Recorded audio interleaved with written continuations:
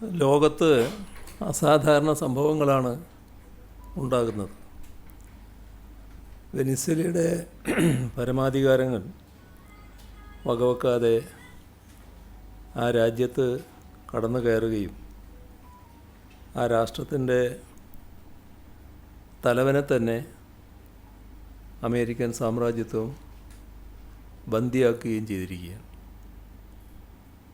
തിരഞ്ഞെടുക്കപ്പെട്ട ഭരണകൂടത്തെ അട്ടിമറിക്കാനും ജനങ്ങളെ ഉപരോധത്തിലൂടെ ശ്വാസം മുട്ടിക്കാനും അമേരിക്ക തയ്യാറാകുന്നു.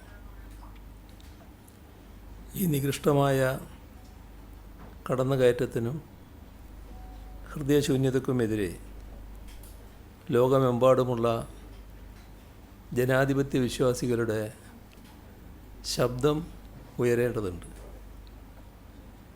അമേരിക്കൻ സാമ്രാജ്യത്വം ലോകത്താകെ നടത്തുന്ന സൈനിക കടന്നുകയറ്റങ്ങളുടെ ചരിത്രം മനുഷ്യക്കുരുതിയുടേതാണ്. വിയറ്റ്നാം മുതൽ ഇറാഖ് വരെയും സിറിയ മുതൽ ലിബിയ വരെയും ലാറ്റിൻ അമേരിക്ക ആകെയും ആ രക്തം ചിതറിക്കിടക്കുന്നു. തങ്ങളുടെ സാമ്പത്തിക രാഷ്ട്രീയ താൽപ്പര്യങ്ങൾ സംരക്ഷിക്കാൻ ലക്ഷക്കണക്കിന് നിരപരാധികളെയാണ് അമേരിക്ക കൊന്നൊടുക്കിയത്. അധിനിവേശ താൽപ്പര്യങ്ങൾക്കായി ആണവായുധങ്ങളും രാസായുധങ്ങളും വരെ പ്രയോഗിച്ചു. ആ ക്രൂരത ജപ്പാനിലെയും വിയറ്റ്നാമിലെയും വരും തലമുറകളെപ്പോലും വേട്ടയാടുന്നതാണ്.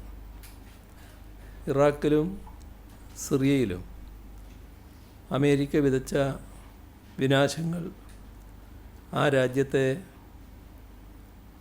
അത്തരം രാജ്യങ്ങളെ ദശാബ്ദങ്ങൾ പിന്നോട്ടടിപ്പിക്കുകയുണ്ടായി. അത് പശ്ചിമേഷ്യയിലാകെ അസ്ഥിരത പടർത്തി.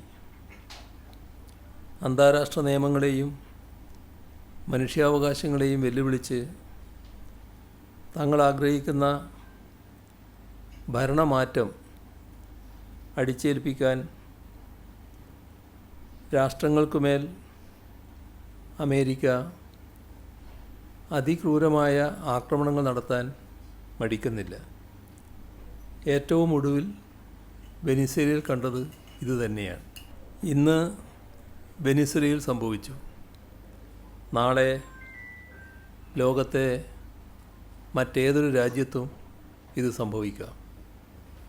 ഇത് നമ്മളെ ഓരോരുത്തരെയും ആശങ്കപ്പെടുത്തേണ്ട വിഷയമാണ്.